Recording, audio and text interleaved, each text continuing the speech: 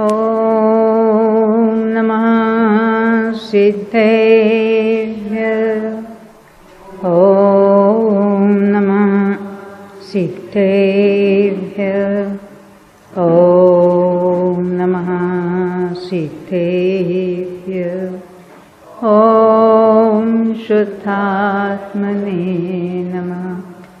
नमो अरिहन्ताम्, नमो सिद्धाणं, नमो आयर्याणं, नमो वज्रायाणं, नमो लोये सौवसाहुनं।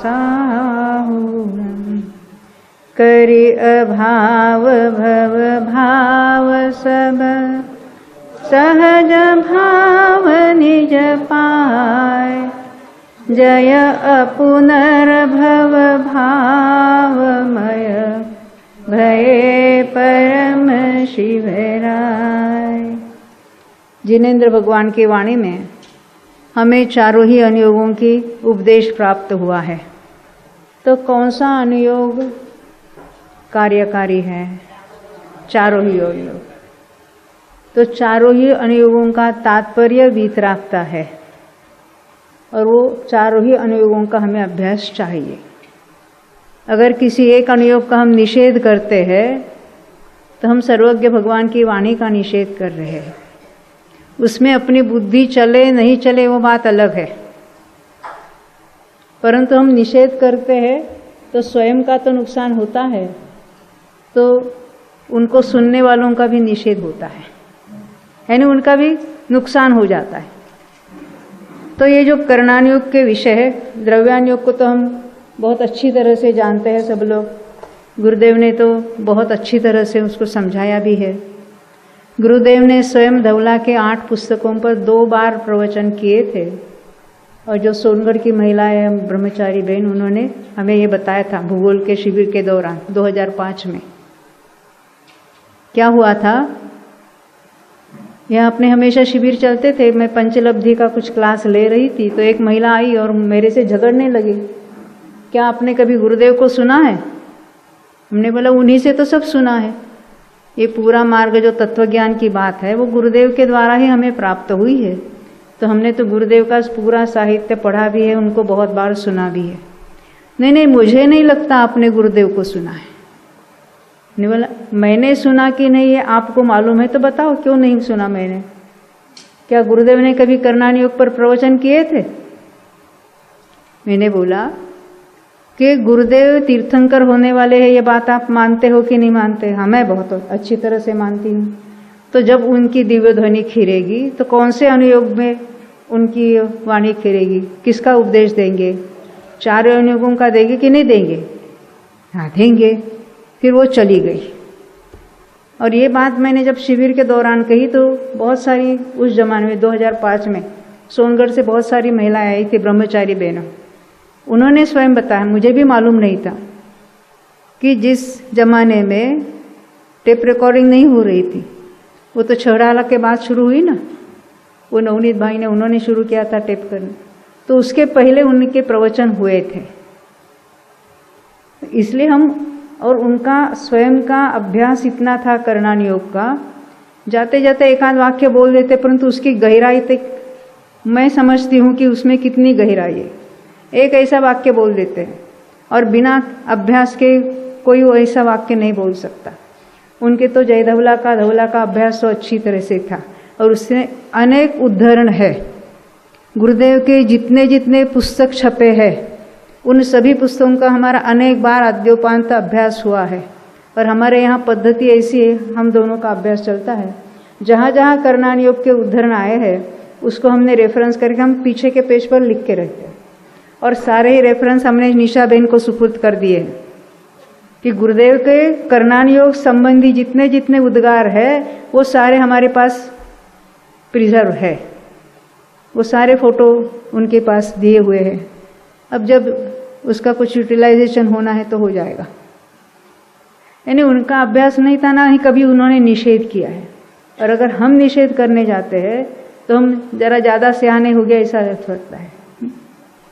द्रव्यानुयोग कार्यकारी है ही, द्रव्यान योग के सिद्धांत तो मुख्य है, परंतु द्रव्यान योग के सिद्धांतों को अन्य अनुयोगों के द्वारा बहुत बल मिलता है, स्पेशली कर्णान योग। और कर्णान योग ऐसा शास्त्र है, तो साइंस है ना, पूरा सर्वज्ञ भगवान ने बताई हुई बातें हैं, और उसके द्वारा हमने जो सिद्धांत पढ़े हैं उसको अत्यंत बल मिलता है और कितना मोक्ष मार्ग बिल्कुल स्पष्ट हो जाता है।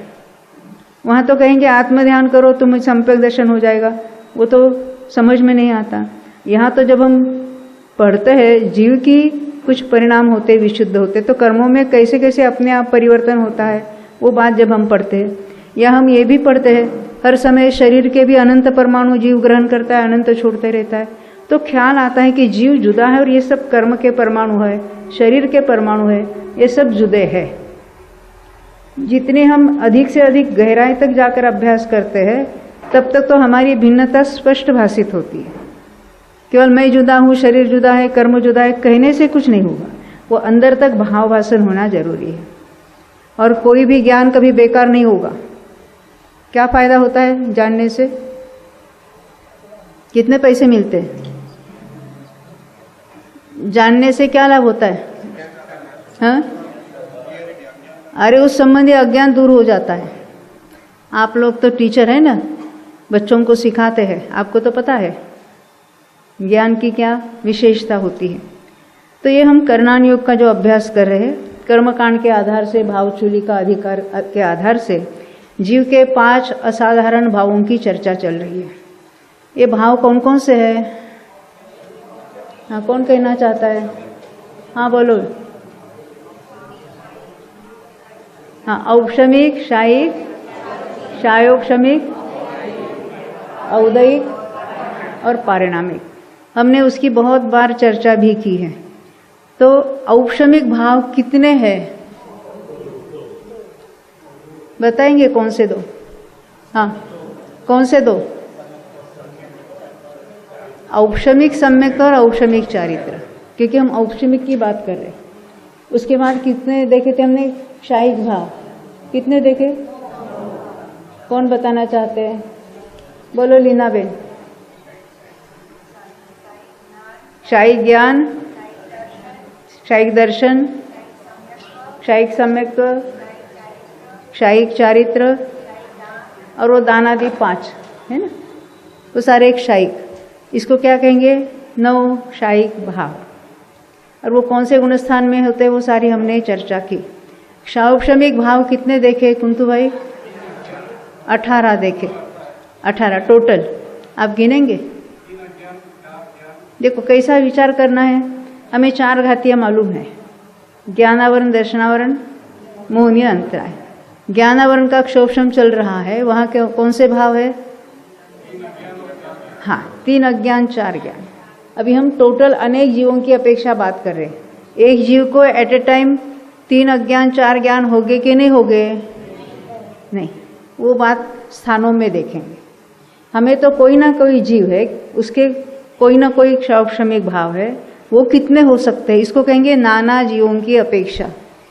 अलग अलग कालों में भी कौन कौन से मैक्सिमम भाव हो सकते हैं, औपशमिक के टोटल भाव कितने हैं? तो ज्ञानावरण के क्षोभशम से 3 अज्ञान। 3 अज्ञान का अर्थ क्या है बेटा?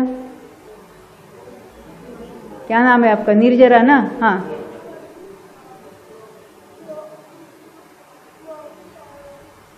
तीन ही है ना? हाँ, इन्हें कौन से हैं?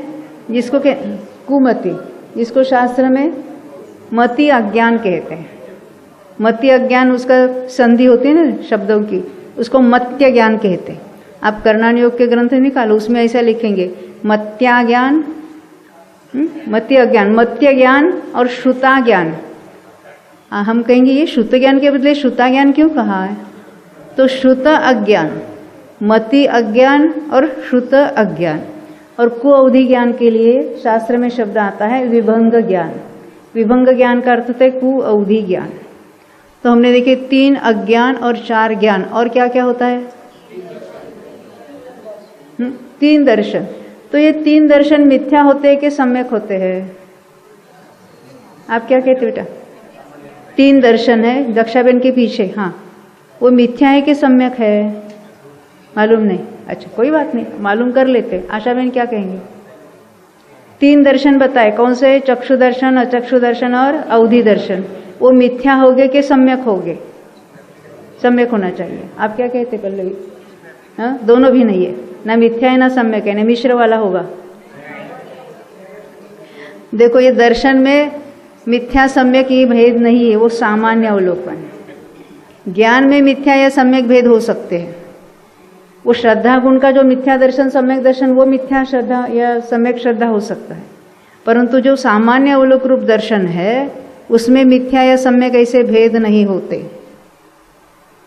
ये उदय के बारे में एक प्रश्न आया था ना, हमें मोबाइल पर भी आया था। ये जो दर्शन वहाँ जो लिखा है मिथ्या दर्शन, वो कौन सा दर्शन लेना? ज्ञान दर्शन वाला दर्शन लेना कि श्रद्धा वाला दर्शन लेना? उसमें ये सवाल ही नहीं उठता। ज्ञान दर्शन वाले दर्शन में मिथ्यापना का सवाल ही नहीं उठता है। औदैहिक भावों में हमने मिथ्यात्व कहा था, है ना? वहाँ मिथ्या दर्शन भी नहीं, मिथ्यात्व लिखा था, इसलिए उसमें कन्फ्यूजन नहीं होता। अभी हम क्षयोपशमिक भावों की संख्या गिन रहे हैं। ज्ञानावरण के और दर्शनावरण के हमने देखे। अब मोहनीय में कौन कौन से क्षयोपशमिक भाव है, यानी मोहनीय के निमित्त से। हाँ, क्षयोपशमिक सम्य दर्शन और संयमा संयम और सराग चारित्र। सराग चारित्र यानी वो सकल संयम जो 6ठे 7वें गुणस्थान वाले की ये बात, उसकी बात चल रही। उसके बाद अंतराय, ये 5 है। देखो जो क्षोभशम भाव में भी 5 कहेंगे वो, और वही जब क्षय हो जाता है तो उनकी के निमित्त से वो क्षयिक हो जाते हैं। तो ये हमने देखा। तो बहुतों का प्रश्न है इस संयम असंयम पर कैसे घटित करेंगे। देखो मैं प्रश्न आपको पढ़ के सुनाती हूँ। ये अच्छा कि आप लोगों का ये ट्रांसमिशन हो रहा है ना, तो लोग हमको ही प्रश्न पूछ रहे मोबाइल पर डायरेक्ट, यहाँ नहीं आना चाहते क्योंकि घर की सुविधा भी मिले और शिविर का लाभ भी मिले। बहुत अच्छा है ना। देखो प्रश्न ऐसा है, देश संयम या संयम असंयम चारित्र क्षोभशम भाव में कैसे होता? इंग्लिश में लिखा है, प्रत्याख्यानावरण कषाय सर्वघाती प्रकृति है तो वह देशघाती रूप कैसे उदय कैसे होता है? Please explain. संयमा संयम कौन सा गुणस्थान है? 5वां। उनके कौन से कषाय उदय रूप है, कौन से अनुदय रूप है? उदय किसका चल रहा है? प्रत्याख्यानावरण का और संज्वलन का। और कौन से अनुदय रूप है? अनंतानुबंधी और अप्रत्याख्यानावरण। इन 4 कषाय चोपड़ी में से अनंतानुबंधी सर्वघाती है। किसका घात करती है? चारित्र का घात करती है, सम्यक्त्व का घात करती है। अनंतानुबंधी सम्यक्त्व का पूरा घात करती है। वो सर्वघाती प्रकृति, उसके स्पर्धक भी सर्वघाती ही है। अपने प्रतिपक्ष का पूरा घात करती है, ये भूल नहीं जाना। और प्रत्याख्यानावरण किसका घात करती है? अनुमात्र भी, वो तो अनुव्रत वगैरह भी नहीं होने देते। अनुमात्र भी संयम है, वो अनुव्रत भी नहीं होने देते, वो उसका सर्वघाती है। यानी चौथे गुणस्थान वाले के अनुव्रत नहीं है, वहाँ अप्रत्याख्यानावरण का उदय है, इसलिए उसका नाम क्या है? असंयम। तो पहले से चौथे तक असंयम है। 5वें गुणस्थान वाले को किसका उदय है? प्रत्याख्यानावरण संज्वलन। प्रत्याख्यानावरण भी सर्वघाती है, उसका प्रतिपक्षी कौन है? हाँ, यानी सकल संयम नहीं होने देता। हाँ, वो स्वयं सर्वघाती होने पर भी सकल संयम नहीं होने देता। देश संयम होने में कोई बाधा नहीं है। देश संयम में बाधा रूप कौन था? अप्रत्याख्यानावरण था। देश संयम के लिए सर्वघाती कौन है? अप्रत्याख्यानावरण। अभी उसका तो उदय का अभाव है। प्रत्याख्यानावरण का उदय है, वो सकल संयम नहीं होने दे रहा, परंतु देश संयम होने दे रहा है। इसलिए प्रत्याख्यानावरण भले सर्वघाती है, परंतु वो देश संयम के लिए सर्वघाती नहीं है, सकल संयम के लिए सर्वघाती है। इसलिए उसके उदय के होने पर भी वहाँ पर देश संयम यानी संयमासंयम चलता है। वहाँ संयम प्लस असंयम ऐसा वो मिश्र भाव होने से उसको भी क्षोभशम भाव कहने में आता है। वो प्रत्याख्यानावरण वहाँ देशघाती नहीं हो रहा है। हाँ, उसमें जो अंदर ही सत्ता में कुछ देशघातीकरण होता है वो बात अलग है। उदय रूप कैसा है? वो सर्वघाती रूप से ही उदय में आ रहा है। यहाँ तक ख्याल में आई बात। अब उसी के साथ दूसरा भी प्रश्न पढ़ लेती हूँ। तिर्यंच गति को पंचम गुण स्थान में उपशम भाव हो सकता है क्या? आप लोग क्या कहते हैं? यानी तिर्यंचों को औपशमिक सम्यक तो हो सकता है कि पंचम गुण स्थान के साथ? नहीं होता। क्यों नहीं होता? वो भी ऐसा ही पूछ रहे, हो सकता है क्या? नहीं हो सकता। आप कहते नहीं हो सकता, आप कहते हो सकता। कैसे होगा? किसको होगा? किसके होगा? भोगभूमि वाले के होगा कि वो सम्मूर्छन के होगा? सम्मूर्छन में तो कौन सा? क्षोभशम सम्यक्त होगा, क्योंकि उनके कैसे होना चाहिए? सादी मिथ्या दृष्टि हो तो उनके क्षोभशम सम्यक्त के साथ पंचम गुणस्थान हो सकता है, क्योंकि सम्मूर्छन तिर्यंचों में प्रथमोपशम सम्यक्त प्राप्त करने की योग्यता नहीं है, क्योंकि गर्भज वाली कंडीशन है। यहाँ पर अपन कर्मभूमि के तिर्यंच है ना, कर्मभूमि के जो तिर्यंच है वो पहले गुणस्थान से औपशमिक सम्यक्त के साथ पांचवा गुणस्थान प्राप्त कर सकते हैं, इसलिए उसका तो निषेध है ही नहीं। हमने एक शायिक न होने की बात की थी। तिर्यंचों में एक शायिक सम्यक्त तो प्राप्त हो सकता है कि नहीं? तिर्यंचों में नहीं हो सकता, यानी शुरुआत तो नहीं होगी। पर तिर्यंचों में चौथा गुणस्थान वाले को शायिक सम्यक्त तो होता है कहीं पर। कहाँ पर होता है? भोगभूमि में। यानी यहाँ से मनुष्य है वो क्षायिक लेकर तिर्यंच भी उत्पन्न हुआ है, उनमें पांचवा हो सकता है क्या? यानी तिर्यंचों के पांचवें गुणस्थान वाले तिर्यंचों को क्षायिक सम्यक तो पाया जाएगा कि नहीं पाया जाएगा? नहीं पाया जाएगा, क्योंकि भोगभूमि में चौथा ही गुणस्थान होता है। यानी तिर्यंचों में औपशमिक या क्षौपशमिक सम्यक तो होगा। ये सम्मूर्छन की बात जो गुरुदेव बारंबार कहते, स्वयंभूरम्न समुद्र में असंख्यात महामत्स्य जो है, कौन से? वो बड़ी अवगाहना वाले, तो कहते पंचम गुण स्थान वर्ती है, तो वो कैसे हो गए? क्षौपशम समय दृष्टि। परंतु औपशमिक होने का निषेध नहीं है, वो तो कर्मभूमि के तिर्यंच हो ही जाते हैं। यही उनका प्रश्न था, उसका हमने उत्तर तो दे दिया।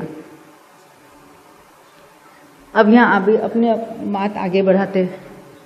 क्या प्रश्न है?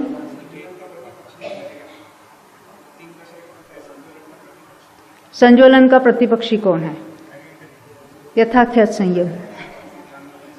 संज्वलन का उदय होते हैं तो यथाख्यात संयम नहीं हो रहा, परंतु वो कैसी है? देशघाती प्रकृति। देशघाती प्रकृति में सर्वघाती स्पर्धक भी है, देशघाती भी स्पर्धक है। अभी संज्वलन के क्षौपशम होने पर क्या हो रहा है?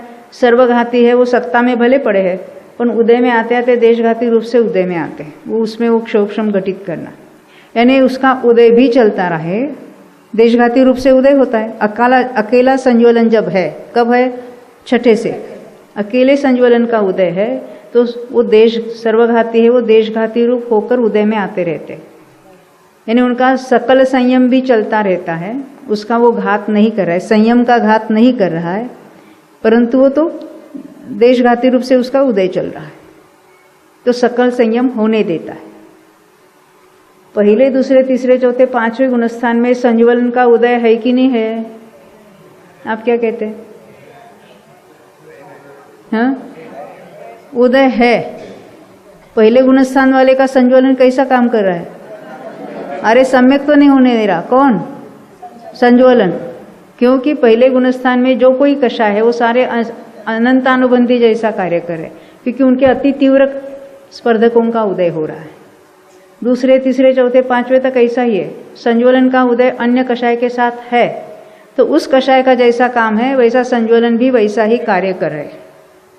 ये स्कूल टीचर बैठे हैं ना, उनको मालूम है एक क्लास में बच्चे बहुत उधम मचाते हैं, तो क्या करते हैं, उसमें एक बच्चा ऐसा है कि वो जितना उधम मचाता है उतने बाकी बच्चे होते हैं, उनको पता है कौन करता है, तो उसको एक बाजू बिठा देते हैं, तो बाकी बच्चे उतने शांत हो जाते हैं। ऐसा ही अनंतानुबंधी के प्रेजेंस में जहाँ अनंतानुबंधी का उदय है वहाँ अप्रत्याख्यानावरण प्रत्याख्यानावरण संज्वलन भी उतना ही उधम मचा रहे। कितना? जितना अनंतानुबंधी कर रहा है। और ये मेरा वाक्य नहीं, मेरा अनुमान नहीं है, कर्मकांड में ऐसा लिखा है स्पष्ट रूप से। हाँ, अंतर कैसा? उसके सर्वघात, उसके इतने तीव्र स्पर्धकों का उदय है कि जब पहले गुणस्थान में उसका कैसा उदय, अत्यंत तीव्र उदय है, सर्वघाती रूप से उदय है। और अकेले संयम का घात नहीं कर रहे, सम्यक्त्व का भी घात कर रहे। संज्वलन भी, प्रत्याख्यान भी, अप्रत्याख्यान भी। हाँ, देखो लेशा बात अलग है और जाति अलग बात है। कषायों की जाति अलग होती है। कौन सी? अनंतानुबंधी, अप्रत्याख्यान, प्रत्याख्यान, संज्वलन। आप कहेंगे अनंतानुबंधी तीव्र है, पर उसमें अनंतानुबंधी में शुक्ल लेशा तक के परिणाम हो सकते हैं कि नहीं हो सकते? क्योंकि जो द्रव्यलिंगी मुदिराज है, कौन से? मिथ्या दृष्टि है, और वो शुक्ल लेशा में ग्रैवेक की आयु बांधते हैं, शुक्ल लेशा में मरण होकर 90 ग्रैवेक तक जन्म ले सकते हैं। तो शुक्ल लेशा तो है ना, इन्हें कितने बाह्य में मंद परिणाम हो गए, दिखाने के लिए नहीं, एक्चुअल उनके परिणाम इतने मंद हो गए कि उनको वैसा तीव्र क्रोध आएगा भी नहीं। क्रोध भले मंद है, क्रोध मान माया लोग, उसकी जाति अनंतानुबंधी की है। हमें तो बाहर में कितना तीव्र करता है, मंद करता है, इसकी बात ख्याल में आती है। अभी जो यहाँ पंचम गुणस्थानवर्ती मनुष्य है, समझो युद्ध भी कर सकता है कि नहीं कर सकता, तभी भी उसका वो पंचम गुणस्थान ढलता नहीं है, यानी उसका सम्यक्त्व नष्ट नहीं होता है। और वो देव है सर्वार सिद्धि के, क्या करते होगे? हाँ, तो उन दोनों में किसकी कषाय ज्यादा दिखती है? पंचम गुणस्थानवर्ती मनुष्य की ज्यादा दिखती है ना। उसके तो ना अनंतानुबंधी है ना अप्रत्याख्यानावरण, जाति अलग है और कषायों की तीव्रता मंदता अलग है। हम तो बाह्य प्रवृत्ति के द्वारा ही उसको, किसी को सम्यक दृष्टि, किसी को मिथ्या दृष्टि घोषित कर देते हैं। क्यों? समाज में तो ऐसी बातें चलती रहती है। कोई कहते हम सबको सम्यक दृष्टि बनाते, सम्यक दर्शन बांटते, आओ हमारे पास, तो उनके पीछे लगने वालों की संख्या भी बहुत बढ़ती है। क्यों? और लोग हमसे आकर पूछते, फिर हमने ऐसा ऐसा सुना, हमको क्या करना? नहीं, आप नक्की करो पहले, हमें पूछकर नक्की मत करना, अपने दिमाग से नक्की करना चाहिए। इतनी परीक्षा करने का तो इतना तो विवेक होना ही चाहिए। कल परसों ही कोई हमको मिले कि हमें कोई गुरु मिले, बहुत अच्छा मिला, गुरु मिले तो उन्होंने आपको सम्यक तो दिया कि नहीं दिया? हाँ, वो सम्यक तो देने के लिए ले गए हमें, कहाँ पर? स्मशान में। मिलेगा कि नहीं स्मशान में जाने से? क्यों भाई नहीं मिलेगा? तो कहते स्मशान में गए, उन्होंने सबको बताया ध्यान करो, और स्वयं जाके चिता पर लेट गए ध्यान करने के लिए। वहाँ स्मशान भूमि का वो सेवक आया, बोलो बोलो उठो उठो, अभी बॉडी जलानी है, आपका नंबर बाद में। सम्यक्त्व के नाम पर और जिंदर्भ के नाम पर जहाँ ऐसी प्ररूपणा चलती है, समझ लेना वो कहाँ तक है सच्चा। अभी क्या करें, समाज में जितनी बातें हम ऐसा देखते हैं, अब एक कहीं रास्ते में इकट्ठा तो ऐसी बातें बताते हैं लोगों को, है? हमको जो चारा देते कि ये जरा हमको सिखाओ कैसा सही है कि नहीं सही है। आपको तो इतनी तो बुद्धि है कि नहीं है, ये सही है कि गलत है इतना तो निर्णय कर सकते हैं कि नहीं आप? और वो स्वयं को सम्यक दृष्टि घोषित करते हैं। क्यों? श्रीमद जी को स्मशान में हुआ था, अरे स्मशान में जाति स्मरण हुआ था, सम्यक तो नहीं हुआ था, इसलिए आप भी स्मशान में जाकर ध्यान करो। ऐसी बातें चलती है क्या कहीं? आपने नहीं सुना? ऐसे सुनाने वाले हमको ही मिलते हैं। क्या करें? अभी अपना विषय बढ़। हाँ हाँ हाँ, झाड़ पर चढ़ के वो जलती हुई चिता को देख रहे थे, और तब उनको जाति स्मरण हुआ कि पूर्व में तीर्थंकर की वाणी सुनी थी, वो उन्होंने कुछ ध्यान भी नहीं लगाया था। जाति स्मरण अलग बात है और ध्यान लगाकर सम्यक तो होना बात है। तो सम्यक तो होने के लिए कौन सी प्लेस में जाना चाहिए, मेरा प्रश्न है। और वो आदमी मंदिर जाने का निषेध कर रहा है। वो जो गुरु है सो कॉल्ड, वो मंदिर जाने का निषेध कर रहा है। मंदिर में क्या रखा है? वो मूर्ति है, और स्मशान ले जा रहा है स्टूडेंट्स को, और हमको पूछते हैं कि ये सही है कि गलत है। आप निर्णय करो अपना अपना, क्या करें। हाँ, और ये श्रीमद जी के नाम पर और उल्टी प्ररूपना। किसी बड़े का नाम लेंगे तो लोगों को लगता है नहीं नहीं सच होगा। श्रीमद जी ने कभी लोगों को ले गए थे क्या स्मशान में ले जाने? नहीं नहीं, यहाँ वैराग्य होता है, मंदिर में इतना वैराग्य नहीं होता। अरे ऐसी ढकोसला प्ररूपना चल रही है। हाँ, कौन बोल रहे? हाँ, देखो आपका प्रश्न है थिवुक संक्रमण और अप्रशस्त उपशम में क्या अंतर है। थिवुक संक्रमण तो हमने देखा गतियों में, यानी गति उदय भाव ने जो गति नामकर्म का उदय है, उदय में आते आते जो उदय रूप प्रकृति है उस रूप होकर एक एक समय में टर्न होकर उदय में आते हैं। अप्रशस्त उपशम में क्या है? जैसे अनंतानुबंधी का अप्रशस्त उपशम है, वो अन्य रूप होकर उदय में आती है। समझने के लिए तो थिवुक संक्रमण जैसा ही लगता है, परंतु यहाँ तो उसका कुछ कार्य नहीं हो रहा है अपने रूप से। और जो हमने सर्वघाती देशघाती की बात करी थी, वहाँ तो प्रकृति तो वही रहती है। और यहाँ जैसे 4 गति है, उदय रूप है, तो उसमें जो जिस गति का उदय चल रहा है उस रूप से अन्य 3 गति के परमाणु उस रूप होकर एक समय के लिए उदय में आते हैं। वैसे समझने के लिए वैसा ही लगता है, ज़्यादा उसमें कोई डिफरेंस नहीं लगता है। हाँ,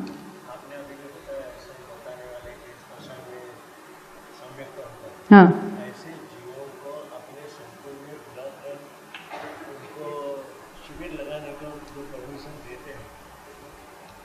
अभी क्या करें? ये पूछ रहे हैं ऐसे गुरुओं को अपने संकुल में देवलाली में उनको जगह देकर शिविर लगाने से अनुमोदना का पाप लगेगा कि नहीं लगेगा? क्यों उल्लास भाई, आप क्या करेंगे? ज़्यादा पैसा देने वाले वो नक्की करो, ये नक्की करना पड़ेगा, नहीं तो 5 स्टार होटल चलाओ। वो कैसा है? होटल में कोई भी आता है, आपको उसके मान्यताओं से कोई मतलब नहीं है। आपने उनको रूम दी और वो उनकी मान्यता चालू रखी। हम भी यहाँ धर्म के स्थान पर ऐसे जीवों को जगह देकर ये गलत प्रचार हो रहा है, तो सोचना ये ट्रस्टियों की जिम्मेदारी है भाई। ऐसी बातें अभी जाहिर में नहीं बोलना चाहिए, क्या करें, दुख होता है। यानी मुमुक्षु कहकर ऐसी बातें जहां होती है तो बहुत दुख होता है। हाँ, अभी आगे बढ़ेंगे। क्या है, कोई के प्रश्न आते ना बीच में, तो विषय से विषयांतर होता है। ये हमने औदैहिक भावों के जो भाव भी देखे थे और उसके हमने लगाए भी थे कुछ मार्गणाओं में। फिर भी योगों के बारे में बहुत कुछ कन्फ्यूजन हो रही है।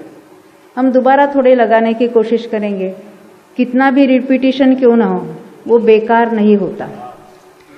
हाँ, क्योंकि हमने एक बार सुनने से वो हमने सुने हैं, हमने उसके विचार करके वो डिराइव नहीं किए। ये हमें आदत होनी चाहिए। वहाँ हमें रेडीमेड उत्तर मिलता है, पर वो कोशिश करना कि ऐसा उन्होंने क्यों लिखा है। कर्णान योग के जब ग्रंथ पढ़ने, वो धौला हो, जयधौला हो, महाधौला हो, वहाँ तो रेडीमेड लिखा हुआ होता है, पर ऐसा उन्होंने क्यों लिखा, ये उत्तर वहाँ कैसे आया, वो हमको अपनी बुद्धि से सोचकर डिराइव करना चाहिए।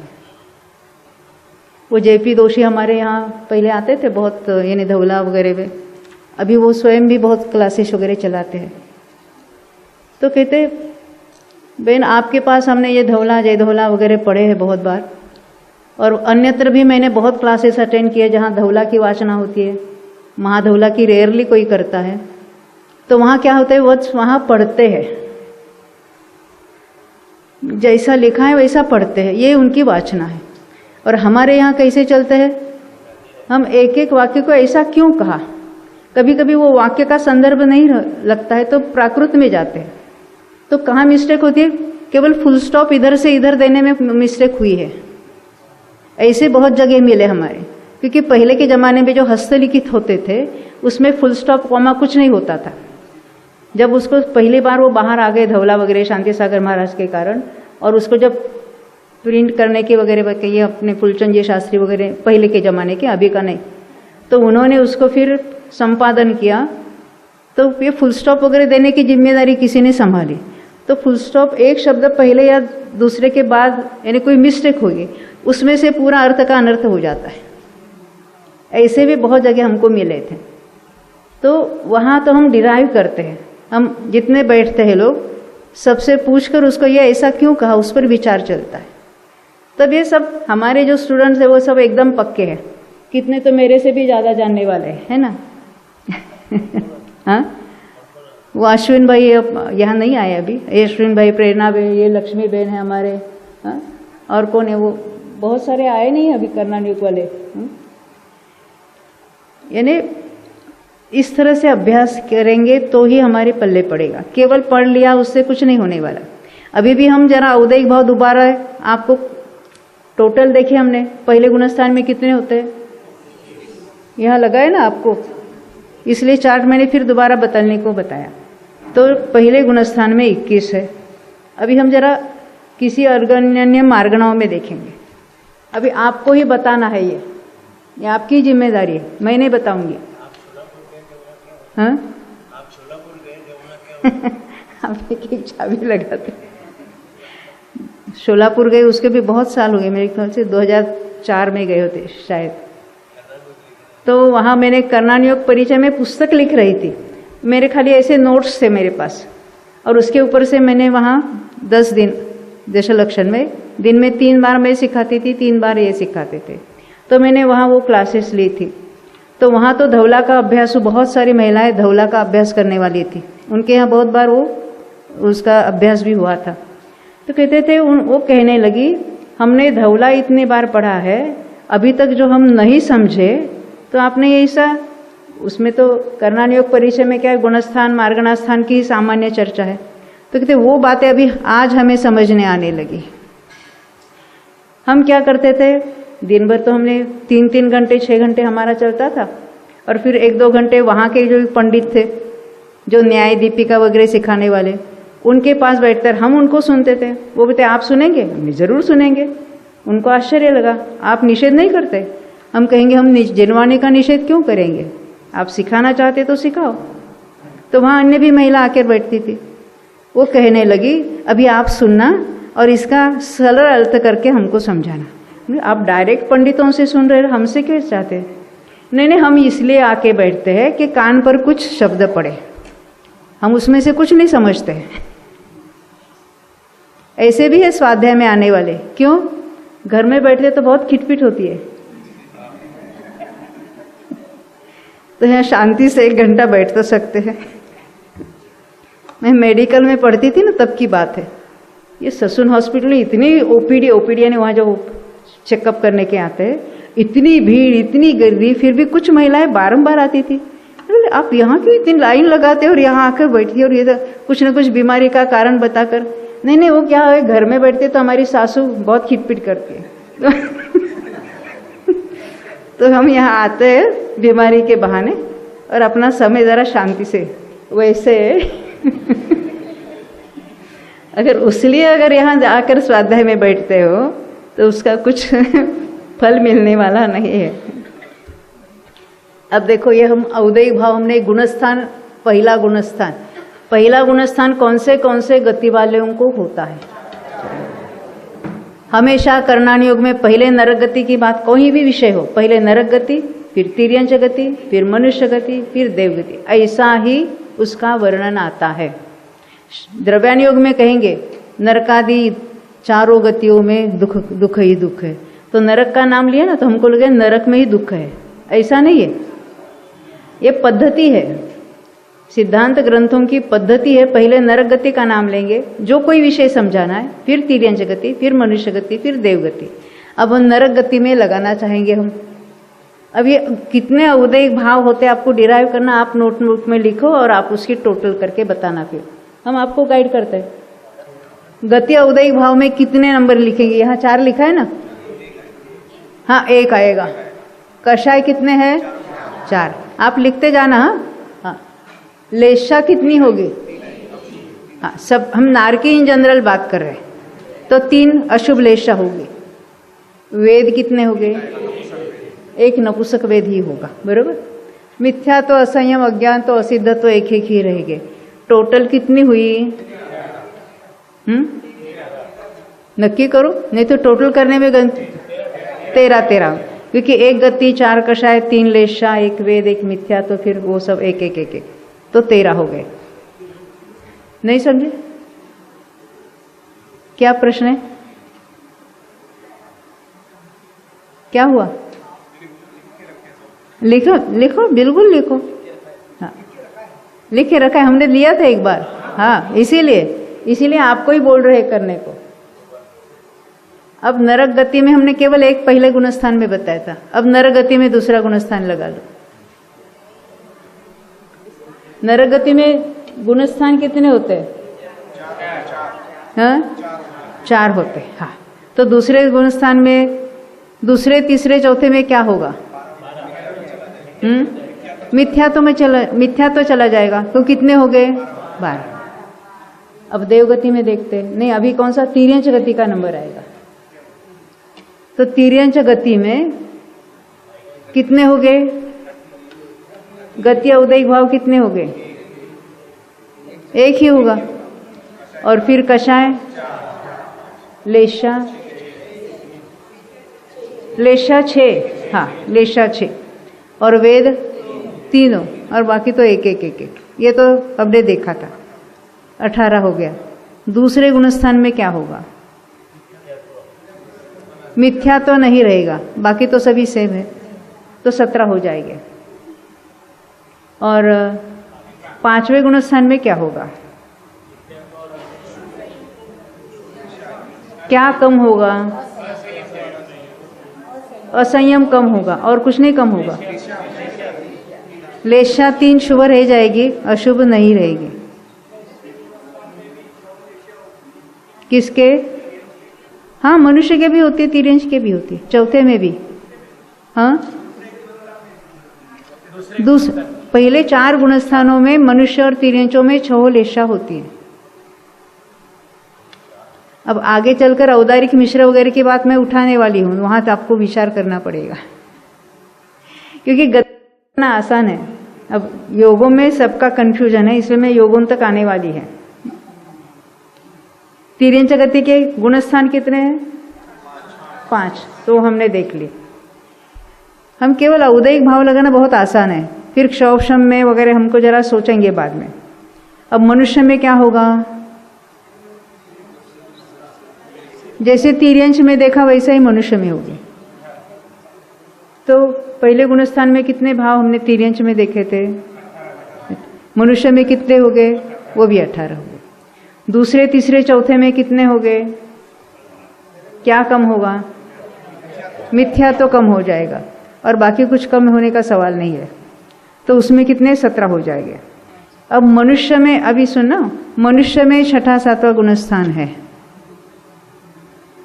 वो तो गुणस्थानवत ही हो जाएगा डायरेक्ट परंतु उनकी गति एक है, और मनुष्य की अपेक्षा भी गति एक है, बाकी तो सेम रहेगा सब। यानी आगे के गुणस्थान वो ओघवत, इसको कहते ओघ यानी गुणस्थान में जो हमने देखा उसको कहेंगे ओघ, और मार्गणा यानी उसको कहेंगे आदेश। तो आगे के गुणस्थान अन्य गतियों में होते ही नहीं, तो अकेले मनुष्य गति की अपेक्षा कहो या इन जनरल कहो, 6ठे गुणस्थान के आगे के जो हमने भाव घटित किए थे वो सेम हो गए। यहाँ तक समझ में आई? देवगति के कौन बताएंगे? हमको एक एक बताने आपको, ये गति का इतना। हाँ बताएंगे बेटा आप? हाँ बोलो। गति का उदय कितने हो गए? कषाय, लेशा 6, भौनत्रिक में अपर्याप्त अवस्था में कौन से गुणस्थान के साथ जीव जन्मता है? फिर से सुना, बहुनत्रिक में कौन से जीव जन्मते हैं और किस गुणस्थान के साथ? पहले और दूसरे 2 गुणस्थान है, और लेशा है अशुभ। समझ में आती बात? आगे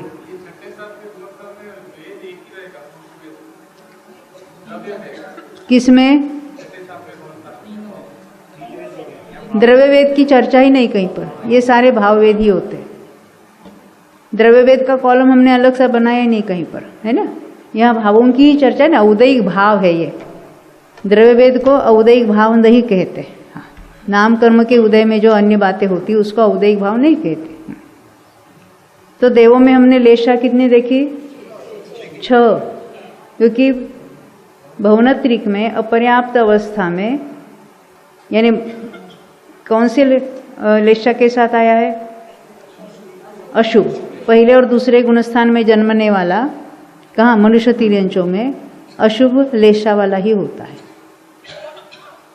नहीं समझे? मनुष्य, और अभी मनुष्य की बात करेंगे। मनुष्य में कोई मिथ्यात्व के सहित जन्मता है, कौन सी लेशा सहित जन्मेगा?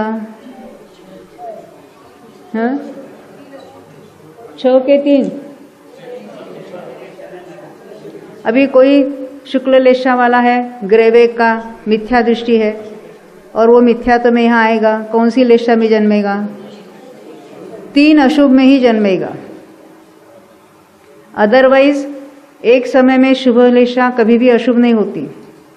सुनो, अब कोई यहाँ जीव कोई है, भले चौथे गुणस्थान वाला है, वो शुक्ल लेशा में जन्मा है, फिर शुक्ल से वो पद्म ही होगा, पद्म से पीत ही होगा, पीत से कपोत, फिर नील और कृष्ण होगा।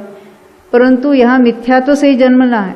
वहाँ देव में अंतिम समय मिथ्या दृष्टि है, अंतिम समय तक अपनी अपनी लेशा होगी, मिथ्या दृष्टि है। कोई शुक्ल लेशा वाला है, कोई पद्म वाला है, कोई पीत वाला है, और यहाँ एक ही समय में अशुभ लेशा रूप टर्न होकर यहाँ मिथ्यात्व में जन्मेगा। ये नियम है। हाँ, सम्यक दृष्टि होगा। देखो मैंने क्या कहा, मनुष्य में अपर्याप्त में जन्मने वाला पहला और दूसरा गुणस्थानवर्ती अशुभ लेशा वाला होगा। तो जो सम्यक दृष्टि है चौथा गुणस्थान वाला, जहाँ मनुष्य में जन्म ले रहा है, उसमें कौन सी लेशा होगी?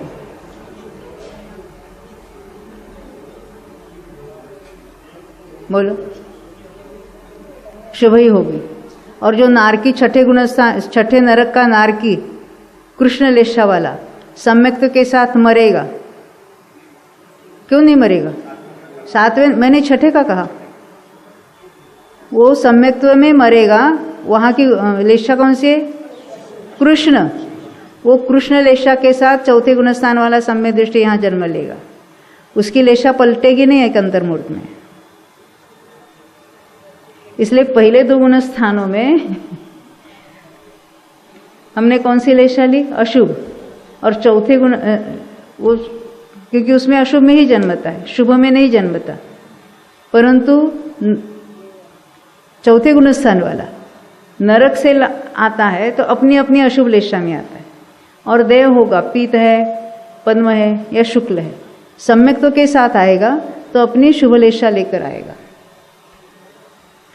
फिर से सुनना, अपर्याप्त अवस्था की बात करें, मनुष्य में जन्म ले रहा है, उसको अपर्याप्त कहो, वही औदारिक मिश्र कहो, चलेगा। तो ये नियम है, मनुष्य तिर्यंचों में कहीं से मरकर आता है, मिथ्या तो है या सासाधन है, तो अशुभ लेशा में ही वो जन्म लेगा। भले वहाँ देव था शुक्ल लेशा वाला, पर मिथ्या दृष्टि है, वो शुक्ल लेशा की एक समय में अशुभ लेशा होकर वो जन्म लेगा। नारकी तो अशुभ लेशा वाले हैं, वो तो अशुभ में जन्म लेंगे पहले 2 गुणस्थान में, पर चौथे गुणस्थान में ऐसा अटपटा लगता है। क्यों?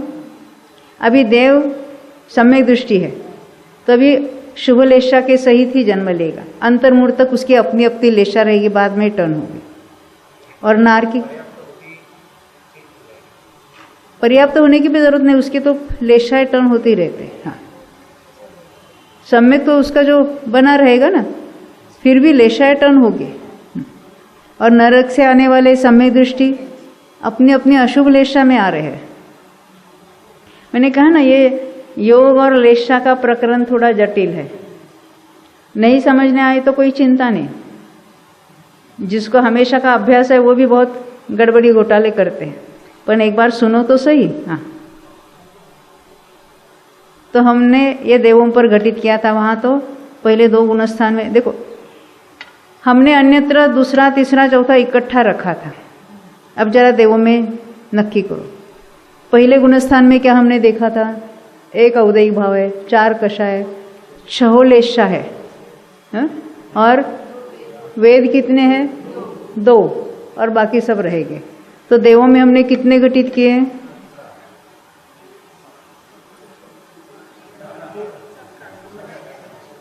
17। नारकी में कितने लिए थे? 13। यहाँ 17 कौन से बढ़ गए? हाँ, वहाँ तो 3 अशुभ लेशा थी, और यहाँ हमने 6 लेशा ली। और वहाँ क्या था? वेद 1 था, यहाँ वेद 2 है। ख्याल में आई ना बात? अब देवों में दूसरे गुणस्थान में क्या होगा? एक मिथ्या तो कम होगा, तो 17 के बदले 16 हो जाएगी। क्या कहते?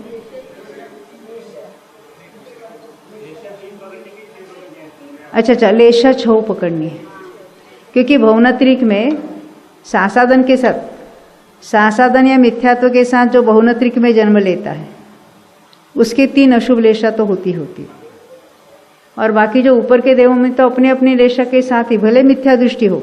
देखो सुनना, फिर भौनत्रिक में जन्मने वाले मिथ्या दृष्टि या जो सासादन वाले हैं, वो 3 अशुभ लेशा में ही वहाँ जन्म होता है। सौधर्म ईशान में जन्मने वाले पीत लेशा, मिथ्या दृष्टि हो तो भी, और सासादन वाले हो तो भी पीत लेशा में ही जन्म लेंगे। बीच वाले पद्मलेशा में जन्मने वाले मिथ्या दृष्टि भी पद्मलेशा में जन्म लेंगे। ग्रैवेक तक के शुक्ल लेशा वाले मिथ्या दृष्टि शुक्ल लेशा में ही जन्म लेंगे। ये भौनत्रिक में केवल इतना डिफरेंस पड़ता है। क्या कहा मैंने? सौधर्म मैंने पहले स्वर्ग से लेकर ऊपर तक के जो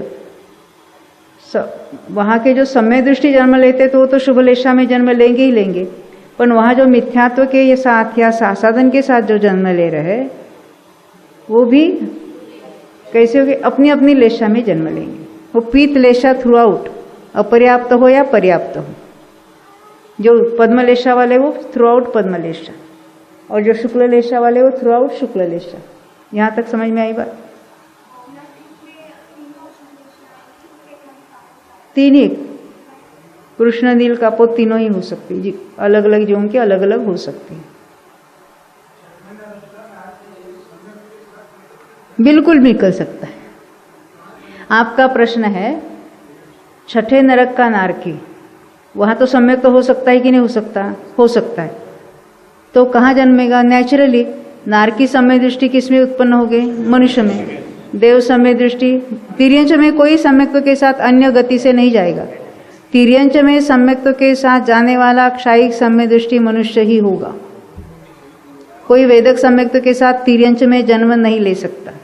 अब वो कृत्य वेदक होकर जाएगा, वो तो क्षायिक होगा उस समय। हाँ, प्रथमोपशम सम्यक्त्व में कोई मरेगा ही नहीं, इसलिए प्रथमोपशम सम्यक्त्व के साथ जन्म लेने का कोई सवाल ही कहीं पर नहीं होता, किसी भी गति में। हाँ, द्वितीयोपशम में कौन से गति में जन्म हो सकता है? देव में ही। मनुष्य में होगा कि नहीं? मनुष्य में द्वितीयोपशम होगा पर जन्म नहीं होगा द्वितीयोपशम के साथ।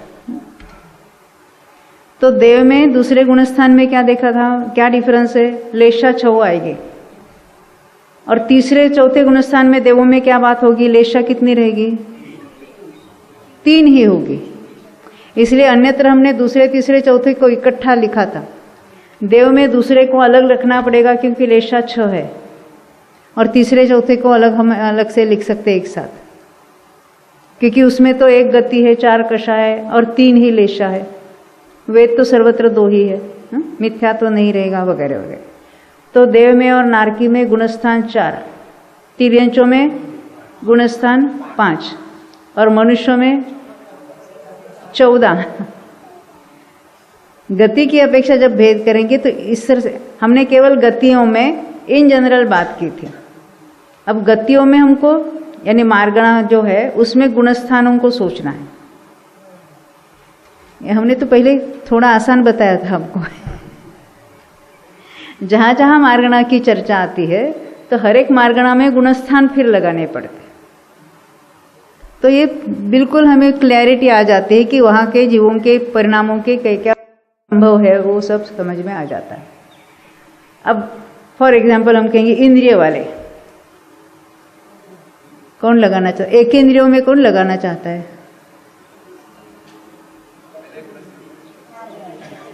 आप बताएंगे, गति बताना, एक इंद्रियों की गति बताओ। तिर्यंच गति, कषाय, लेशा, 3 अशुभ होगी। यहाँ एक इंद्रिय से असंगी पंचेंद्रिय तक 3 अशुभ लेशा होगी। अब हम असंगी को नहीं लेंगे, पहले एक इंद्रिय पर लगा लो। हाँ, वेद कौन सा? नपुंसक वेद, और बाकी एक एक एक। कितने हुए टोटल? 13। बहुत अच्छा। अब आप असंगी पंचेंद्रिय पर घटित करो। आप लगा लो गति तिर्यंच और कषाय 4, लेशा 3 अशुभ, फिर असंगी है, पंचेंद्रिय है, तीनों वेद हो गए। संगी असंगी में वेद 3 हो जाएंगे, है ना? ये डिफरेंस पड़ता है वहाँ पर, और बाकी वो सब हो जाएगा। और संगी में लेशा 6 हो जाएगी। इस तरह से सोचना है। हाँ, क्या कह रहे?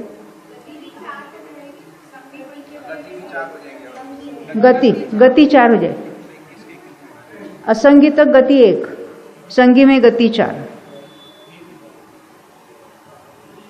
क्योंकि मार्गणा हमारी पंचेंद्रिय संबंधी, पंचेंद्रिय में 4 गति आ जाएगी। इस तरह से हमें सोचते समय सभी उसमें कैसे अप्लाई करना, ये थोड़ी आदत लग जाती है। बाकी तो सब आसान है, जैसे काय मार्गण में स्थावर को एकेंद्रिय जैसा कहेंगे और तरस को मनुष्य जैसा सब कहेंगे, या 4 जैन जनरल जो बता रहे वैसा होगा, गुणस्थान के समान। योग की जरा चर्चा गहरी है, इसलिए योग को जरा लगा के देखते हैं। योगों के भेद हमने कौन कौन से देखे थे, याद है? मनोयोग है, वचन योग है और काय योग। मनोयोग संगी पंचेंद्रियों के होगा और वो पर्याप्तों के होगा। तो जैसे हम इन जनरल लगाते वैसे वहाँ पर भी लगा सकते हैं, क्योंकि मनोयोग में 4 गति भी हो जाती है। जो गुणस्थान में देखा वैसे उसमें गुणस्थान घटित हो जाएगा। यानी गुणस्थानों में जो हमने 4 बताया था वैसे मनोयोग में होगा। वचन योग भी संगी को हो ही सकते हैं, द्विंद्रिय से लेकर होता है, पर उसमें सभी कवर है। तो मनोयोग वचन योग की तो बात होगी। अब काय योग के भेद कौन कौन से हैं? औदारिक, औदारिक मिश्र, वैक्रिक, वैक्रिक। उसमें क्या विशेषता होगी? जब औदारिक काय योग कहेंगे तो गतियाँ कितने लेने पड़ेगी? मनुष्य और तिर्यंच होगी, तो उसमें कषाय कितने हो गए? 4 कषाय हो गए। लेशा 6 ही होगी। समझ में आती है ना बात? हाँ। और फिर वेद कितने हो गए? 3 हो गए, क्योंकि मनुष्य और तिर्यंचों को ले गए। बाकी तो जो होते हैं एक एक वो तो हो गए हो। अब औदारिक मिश्र, तो औदारिक मिश्र में कितने गुणस्थान हो गए ये आपको बताना है। हाँ, औदारिक मिश्र ने उस गुणस्थान के साथ अन्य भाव से आया है मनुष्य और तिर्यंचों में। पहले गुणस्थान से जन्म हो सकता है ना, अरे अनादि से कर रहा है, हो सकता है, और दूसरा हो सकता है। तो दूसरा गुणस्थान मनुष्य तिर्यंच में जन्मने वाला कौन से गति से आएगा? हाँ, जोर से, देव गति से आएगा। आप क्या कहते हैं? नर गति से आ सकता है कि नहीं आ सकता? आ सकता है। हाँ, और मनुष्य से मनुष्य में जा सकता है, और तिर्यंच से, अरे आ सकता है ना, 4 गति से आ सकता है।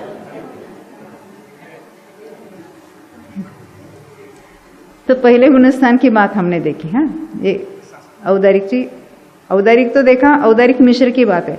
उसमें औदारिक मिश्र में गुणस्थान कौन कौन से होते हैं? पहला तो होता ही होता है, और दूसरा भी पाया जाता है, और चौथा भी होगा, और हाँ 13वां भी होगा। कपट समुद्घात में एक समय के लिए मिश्र का योग होता है। तो हमें ये ऐसा लगाना है यहाँ पर अभी तो पहले गुणस्थान में औदारिक मिश्र लगा लो। कौन गुना कितने गतियाँ होगी? औदारिक मिश्र हमारे बेसिक क्या है? औदारिक मिश्र है, यानी हमको सोचना है कि जीव समास कौन सा है, तो 2 गतियाँ है, और गुणस्थान पहला है, दूसरा है, चौथा है। तो पहले गुणस्थान की पहले बात सोचते हैं। औदारिक मिश्र है और पहले गुणस्थान है, यानी मिथ्यात्व सहित मनुष्य और तिर्यंचों में जन्मने वाले की बात है। गतियाँ 2, कषाय, लेशा 6 होगी। औदारिक मिश्र में इन जनरल बात है ना, पर छो लेशा कैसी होगी?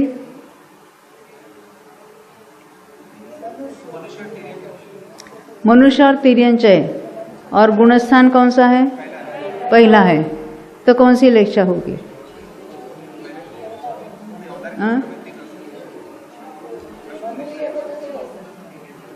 कैसे होगी? मिथ्या दृष्टि मनुष्य है, देव में से आने वाले अशुभ होकर जन्म लेते हैं। हम पहले गुणस्थान की बात कर रहे हैं।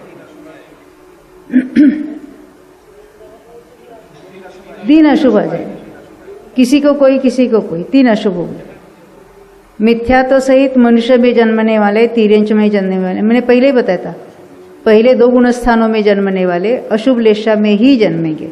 भले देव शुक्ल लेशा वाला भी क्यों ना आए, वो अशुभ में टर्न होकर यहाँ जन्म लेगा। तो हमने देखे थे 3 अशुभ हो गए। वेद कौन कौन से हो सकते हैं? 3 हो सकते हैं, बाकी तो एक एक होगी हो।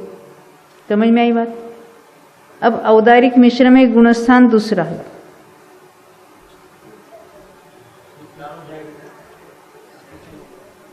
हाँ, औदारिक मिश्र में गुणस्थान दूसरा। गति तो 2 ही, जो हमने मनुष्य तिर्यंच की देखी थी, और फिर कषाय 4। दूसरे गुणस्थान से ही जन्म ले रहा है। हाँ, हमने देखी 3 अशुभ लेशा होगी, और फिर वेद उदय की बात है ना, वहां पर सासाधन के सही जन्म ले रहा है, उसकी बात है। क्योंकि वेदों का उदय तो 9वें तक होता है, तो 3 वेद हम यहाँ ले सकते हैं। यहाँ मिथ्यात्व नहीं होगा, बाकी एक एक होगा। और कौन सा गुणस्थान होता है? चौथा। अब ध्यान रखो, चौथे गुणस्थान सहित औदारिक मिश्र मनुष्य होगा कि तिर्यंच होगा? दोनों है। तिर्यंच में भोगभूमि का तिर्यंच लेना। हाँ, तो यह लेशा कौन सी हो सकती है? चौथे गुणस्थान के साथ मनुष्य में जन्म ले रहा है। चौथे गुणस्थान कौन से होगी लेशा? हाँ, 6 कैसी होगी बताओ? देव में से आने वाले शुभ में आएंगे, और नरक से आने वाले अपनी अपनी लेशा में आएंगे। छठे नरक से आएगा तो कृष्ण लेशा में आएगा। भाई, छठे नरक से आ सकता है कि नहीं आ सकता, इसका प्रश्न था ना सम्यक्त के साथ। तो शास्त्र में ऐसा आता है, सम्यक्त के साथ कितने काल तक रह सकता है जीव? तो कहते हैं छठे नरक में गया, अंतर्मूर्त में सम्यक्त प्राप्त किया, तो वहाँ 22 सागर, वहाँ से सम्यक्त के साथ मनुष्य में आया, करोड़ पूर्व हो सकता है। फिर यहाँ से सम्यक्त के साथ देव में गया, वहाँ से फिर मनुष्य में आया। इस तरह से भी उसके वो होते हैं। और कौन सी प्रकृतियाँ कितने लंबे काल तक बनती वगैरह उसकी चर्चा आती है बहुत लंबे, तो उसमें ये बात घटित होती है। बहुत बार ये बात लिखी हुई है। इन्हें छठे नरक से बिल्कुल सम्यक्त के साथ, कृष्ण लेशा के साथ मनुष्य में जन्म ले सकता है। हाँ, क्या करें?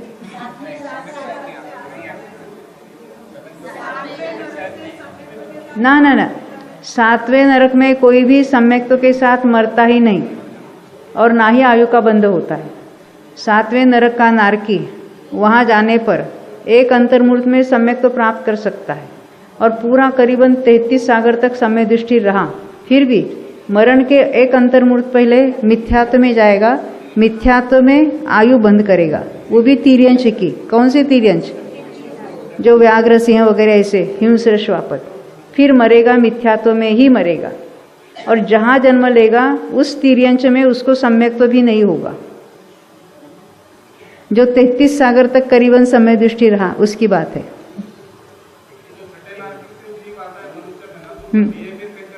उसका क्या?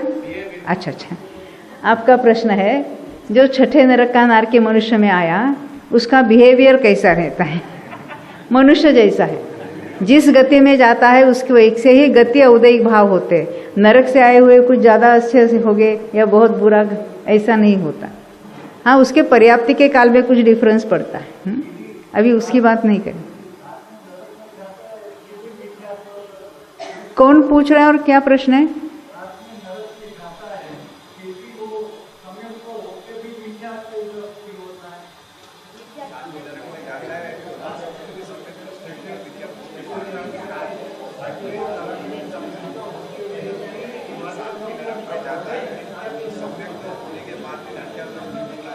देखो, ये जो करणान योग के नियम है तो वैसे ही वहाँ के जीवों के परिणाम पाए जाएंगे।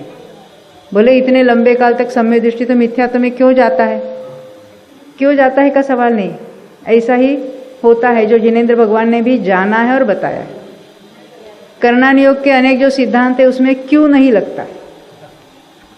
स्वयं आचार्य वीर सेन धवला और देवधवला की टीका में कहते कि जो वस्तु स्वभाव है उसमें आपके क्यों नाम के प्रश्न की गुंजाइश नहीं होती। ऐसा नहीं, इतनी विशुद्धि में उसी प्रकृति पर क्यों इफेक्ट होता है? जैसे जब सम्यक तो होता है तो ये मिथ्यात्व का ही उदय मिट गया है।